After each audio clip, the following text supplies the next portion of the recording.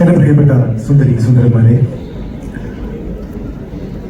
ഇവിടെ വന്നപ്പോൾ നമ്മൾ ഏറ്റവും കൂടുതൽ കണ്ട ഒരു സെന്റൻസ്, ഏറ്റവും കൂടുതൽ ആഘോഷിക്കപ്പെട്ട ഒരു സെന്റൻസ് എന്ന് പറയുന്നത് from the makers of Malikappuram എന്നുള്ളതാണ്. മാളികപ്പുറം എന്താണ്, ഇവിടുത്തെ തിയേറ്റേഴ്സിൽ അത് ഉണ്ടാക്കിയ ഓളം എന്താണ് എന്നുള്ളത് നമ്മൾ മലയാളികൾ എല്ലാവരും കണ്ടതാണ്. പക്ഷെ മലയാളത്തിൽ മാത്രമല്ല, ഒരുപാട് അഭിമാനത്തോടെ ഒരു മലയാളി എന്നുള്ള രീതിയിൽ ഞാൻ അവിടെ ആന്ധ്രാപ്രദേശിൽ ഇരുന്നിട്ടും ഇത് ഒരുപാട് ആഘോഷിച്ചിട്ടുണ്ട്. അതൊരു ചെറിയ കാര്യമല്ല. ഇവിടെ ഉണ്ടായിരുന്ന അതേ സെൻസേഷൻ ആയിരുന്നു ഇത് അവിടെയും. ഞാനിപ്പോൾ കൂടുതൽ തെലുങ്ക് സിനിമകളാണ് ചെയ്യുന്നത്. എൻ്റെ ഏറ്റവും ആദ്യത്തെ തെലുങ്ക് സിനിമ അല്ലു അർജുൻ ഗാരു പ്രൊഡ്യൂസ് ചെയ്ത അവരുടെ ഓൺ ബാനറായ ഗീത ആർട്സ് ആണ് അവിടെ മാളികപ്പുറം റിലീസ് ചെയ്തത് തന്നെ. അത്രയും വലിയൊരു റിലീസായിരുന്നു, അത്രയും വലിയൊരു സെൻസേഷൻ ആയിരുന്നു. ബിപിൻ ബ്രോ പറഞ്ഞു, നിനക്ക് എവിടുന്നാണ് ഇത്രയും മാത്രം കഥ എന്ന് ചോദിച്ചത്. വളരെ അതിനൊരു അതിശയോക്തി ഇല്ലാന്ന് എനിക്ക് തോന്നുന്നു. കാരണം എന്താണെന്ന് വെച്ച് കഴിഞ്ഞാൽ ഇദ്ദേഹം കഥകൾ പറഞ്ഞുകൊണ്ടേയിരിക്കുകയാണ്. ഒരു തീവ്രമായ ഇന്റൻസിറ്റിയോട് കൂടിയാണ് അദ്ദേഹം സിനിമയെ ഇപ്പൊ കാണുന്നത്. മാളികപ്പുറത്തിന് മുമ്പുള്ള അഭിലാഷിനെ എനിക്കറിയാം. ഇപ്പൊ അദ്ദേഹത്തിന്റെ ഹങ്കർ കൂടിയിട്ടേ ഉള്ളൂ എന്നുള്ളതിൽ എനിക്ക് ഒരുപാട് അഭിമാനമുണ്ട്. മാത്രമല്ല, ചിരഞ്ജീവി സാറിനെയും നാഗാർജുന സാറിനെയൊക്കെ വെച്ച് പടം ചെയ്യുന്ന കല്യാൺ കൃഷ്ണ പോലും എന്നെ വിളിച്ചിട്ട് അഭിലാഷിന്റെ കൂടെ ഒരു അപ്പോയിന്റ്മെന്റ് കിട്ടുമോ, ഞാൻ കേരളത്തോട്ട് വന്നോട്ടെ എന്ന് ചോദിക്കുന്ന ഒരു അവസ്ഥയിലേക്ക് ആവുമ്പോൾ ഞാനും അവിടെ ഇരുന്ന് ഭയങ്കര അഭിമാനത്തോടു കൂടി അഭിലാഷ് ഭയങ്കര ബിസിയാണ്, എന്താ ചെയ്യുക, ഓരോ പരിപാടികളാണ് എന്ന് പറയുന്ന ആ ഒരു സ്റ്റേജിലേക്ക് അഭിലാഷ് എത്തി എന്നുള്ളതിൽ ഒരുപാട് സന്തോഷം.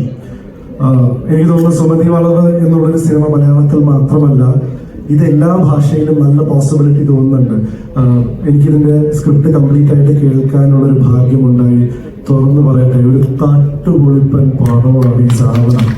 ഇത് ഞാൻ വെയിറ്റ് ചെയ്യാണ്. അത് എന്റെ പ്രിയപ്പെട്ടവരുടെ സിനിമ ആയതുകൊണ്ട് മാത്രമല്ല, ഒരു സിനിമ ലവർ എന്നുള്ള രീതിയിൽ ഞാൻ ഇത് ഓൺ സ്ക്രീനിൽ ട്രാൻസ്ഫോം ചെയ്യുന്നത് കാണാൻ വെയിറ്റ് ചെയ്യാണ്. വിജയ് ചേട്ടനെ പോലെ ഇത്രയും എക്സ്പീരിയൻസ്ഡ് ആയിട്ടുള്ള ഒരു പ്രൊഡ്യൂസർ പറഞ്ഞു അദ്ദേഹത്തിന് ഈ പാക്കേജ് കണ്ടപ്പോൾ കൊതിയാവാതിരിക്കാൻ പറ്റില്ല. അങ്ങനത്തെ ഒരു എലമെന്റ് ആണ് ഇവര് അണിയറയിൽ ഇവര് ഫോം ചെയ്തുകൊണ്ടിരിക്കുന്നത്. ഞാൻ വെറുതെ സൂചിപ്പിച്ചു ഈ കഥ കഴിഞ്ഞപ്പോ, അഭിലാഷ് ബ്രോ ഇതിന് തെലുങ്കില് നല്ല പോസിബിലിറ്റി ഉണ്ട്, ഓൾറെഡി നമുക്ക് ഗീതാർട്സ് ആയിട്ട് ഒരു ബന്ധമുണ്ട് എന്ന് പറഞ്ഞു. പിന്നെ നോക്കുമ്പോ പ്രേമലൂരിൽ എല്ലാവരും ഇതിനകത്തുണ്ട്. പിന്നെ അഭിലാഷ് ബ്രോ ഒരു വേറെ ലെവലാണ്. മാർക്കറ്റിംഗ് എന്ന് പറഞ്ഞു കഴിഞ്ഞാൽ ഇദ്ദേഹത്തിനെ കണ്ടുപഠിക്കണം എന്നാണ് എനിക്ക് തോന്നുന്നത്. He is going in the right direction. I am very happy. And എനിക്ക് ഫീൽ ചെയ്യുന്ന ഗോപിക ഒരുപാട് ലക്കിയാണ്. കാരണം ഇത്രയും മനോഹരമായ സിനിമയിൽ ഇത്രയും പെർഫോം ചെയ്യാനുള്ള ഒരു കഥാപാത്രം, അതും നായികയായിട്ട് ഇതിൽ ലോഞ്ച് ചെയ്യുക എന്ന് പറഞ്ഞു കഴിഞ്ഞാൽ ചെറിയ കാര്യമല്ല. I always felt that she deserves it എന്നുള്ളതാണ്. കാരണം സാന്ത്വനം കഴിഞ്ഞ് എന്ത് ചെയ്യണം എന്നുള്ള കൺഫ്യൂഷനിലായിരുന്നു പാവം. ഒരുപാട് സീരിയലുകൾ ഇങ്ങനെ വന്നുകൊണ്ടേയിരുന്നു, വളരെ പ്രോമിനന്റ് ആയിട്ടുള്ള. എനിക്ക് എപ്പോഴും ലൈഫിൽ തോന്നിയിട്ടുള്ള നമുക്ക് ഏറ്റവും ഡിഫിക്കൽട്ട് നല്ല സാധനങ്ങൾ വരുമ്പോൾ നോ പറയാനുള്ള ആ ഒരു ബോൾഡ്നെസ് ആണ്. And she took that. സീരിയലുകളാണെങ്കിലും വെബ് സീരീസ്, സിനിമാ ചർച്ചകൾ വരെ വന്നിരുന്നു. Something is waiting for me എന്നുള്ള വളരെ സ്ട്രോങ് ആയിട്ടുള്ള ഒരു വിശ്വാസം ഗോപികയിൽ ഉണ്ടായിരുന്നു. And I think she deserves this and that wait was worth it. Abhilash bro ഇങ്ങനൊരു സംഭവം പറഞ്ഞിട്ട് എനിക്ക് തോന്നി ഇത്രയും റിസ്ക് എടുത്തൊക്കെ വളരെ നന്നായി എന്നുള്ളത് ഒരു വലിയ റെസ്പോൺസിബിലിറ്റി കൂടിയാണ്. ഐ ആം ഓൾസോ വെയിറ്റിംഗ് എത്ര മനോഹരമായിട്ടാണ് ആ ഒരു കഥാപാത്രത്തെ പെർഫോം ചെയ്യുന്നത് എന്ന് കാണാൻ വേണ്ടിയിട്ട്. ഒരു ചെറിയ രസകരമായിട്ടുള്ള സംഭവം ഉണ്ടായത് എന്താണെന്ന് വെച്ചാൽ, വിഷ്ണു ബ്രോനെ കാണാൻ വേണ്ടി ഞങ്ങൾ രണ്ടുപേരും കൂടി പോകുമ്പോൾ പൊതുവെ ഗോപിക്ക് ഭയങ്കര ടെൻഷനുള്ള ആളാണ്. നിങ്ങൾ ഈ കാണുന്ന സന്ദർഭത്തിൽ കാണുന്ന അങ്ങനെ ഒരു ആളെ അല്ല. ക്രൗഡിനെ പേടിയാണ്, മീഡിയനെ പേടിയാണ്, ക്യാമറ പേടിയാണ്, സംസാരിക്കാൻ പേടിയാണ്, തുടങ്ങിയ എല്ലാ പേടികളും ഉള്ള ഒരാളാണ്. അങ്ങനെ ഒരു വ്യക്തിയാണ്. ഇപ്പൊ വിഷ്ണു ബ്രോനെ കാണാൻ പോകുമ്പോൾ എൻ്റെ അടുത്ത് വണ്ടിയിൽ പോകുമ്പോൾ അങ്ങനെ ചോദിച്ചു, അവിടെ ചെന്നിട്ട് എന്താണ്ടാവുക? ഞാൻ പറഞ്ഞൊരു സംവിധായകനല്ലേ കാണാൻ പോകുന്നത്. സ്വാഭാവികമായിട്ടും സംവിധായകൻ അതിലൊരു സീൻ അഭിനയിച്ച് കാണിക്കാൻ പറയും. ആണോ? അപ്പൊ എനിക്ക് അഭിനയിച്ചോളൂ. അഭിനയിക്കാം, നല്ല പേടി. ഞാൻ ചോദിച്ചു, ചിലപ്പോൾ അതിൻ്റെ അടുത്ത് ചോദ്യങ്ങൾ ചോദിക്കാം, ചിലപ്പോൾ ഒരു ഓഡിഷൻ വെച്ചേക്കാം, ചിലപ്പോൾ ഒന്നും മിണ്ടില്ല, കാരണം ഒബ്സർവ് ചെയ്തിട്ട് തിരിച്ചു പോക്കോളാൻ പറയും. എന്തുണ്ടാവും? അപ്പൊ അത്രയും പേടിയോട് കൂടിയിട്ട് ഞങ്ങൾ പോകുന്നൊരു വില്ലയിലാണ്. അവിടെ അസിസ്റ്റന്റ് ഡയറക്ടേഴ്സ് ഉണ്ട്, വിഷ്ണു ബ്രോ ഉണ്ട്, അഭിലാഷ് ബ്രോ ഉണ്ട്. എല്ലാവരും ഇട്ട് അഭിലാഷ് ബ്രോ ആദ്യം അവളുടെ അടുത്ത് ചോദിക്കുന്നത്, യുനോ കാർഡ്സ് കളിക്കാൻ അറിയോ? അപ്പൊ അവള് എന്റെ അടുത്ത് മുഖത്തേക്ക് വെക്കും. ഞാൻ പറഞ്ഞു, അല്ല അറിയില്ല. അഭിലാഷ് ബ്രോ വളരെ ക്ഷമയോടുകൂടി അവൾക്ക് യൂനോ കാർഡ് കളിക്കാൻ പഠിപ്പിച്ചു കൊടുത്തു.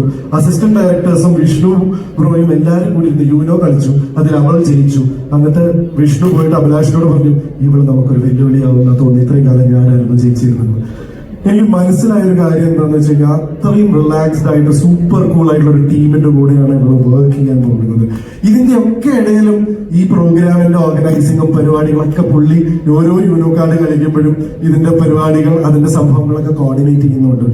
എനിക്ക് തോന്നുന്നത് ഈ തട്ടുപൊളിപ്പൻ സ്ക്രിപ്റ്റ് പോലെ തന്നെ ഇതിന്റെ ഷൂട്ടിങ്ങും ഒരു തട്ടുപൊളിപ്പൻ പരിപാടി തന്നെയായിരിക്കും. എന്തായാലും ഗംഭീരമാവട്ടെ. മുരളിച്ചേട്ടനെ പോലെ ഒരു ഗംഭീര പ്രൊഡ്യൂസറെയും കൂടി കിട്ടിയ സ്ഥിതിക്ക് ഇനി ഒന്നും നോക്കാനില്ല. സോ സുമതി വളവ് എന്ന് പറയുന്ന ഈ ഒരു സംഭവം, എല്ലാവരും ഹൊറർ കോമഡിയെ കുറിച്ച് പറഞ്ഞു. കുറച്ചു കാലം മുമ്പ് ഞാൻ ചെയ്യുന്ന പ്രേതം ഒരു ഹൊറർ കോമഡി ആയിരുന്നു. അത് കുട്ടികളിൽ എത്ര ഇമ്പാക്ട് ഉണ്ടാക്കിയെന്ന് എനിക്കറിയാം. സോ എല്ലാം കൊണ്ടും ഇപ്പൊ സംഭവം കറക്റ്റാണ്. നിങ്ങൾ നരേറ്റ് ചെയ്ത സാധനം അതേപോലെ ഷൂട്ട് ചെയ്ത് വെച്ചാൽ മാത്രം മതി. നമുക്ക് അവസാനം പിന്നെ ഇതേ ഹോളിൽ തന്നെ സക്സസ് മീറ്റ് കാണാം എന്നുള്ള പ്രതീക്ഷയോടുകൂടി ഓൾ ദി ബെസ്റ്റ്.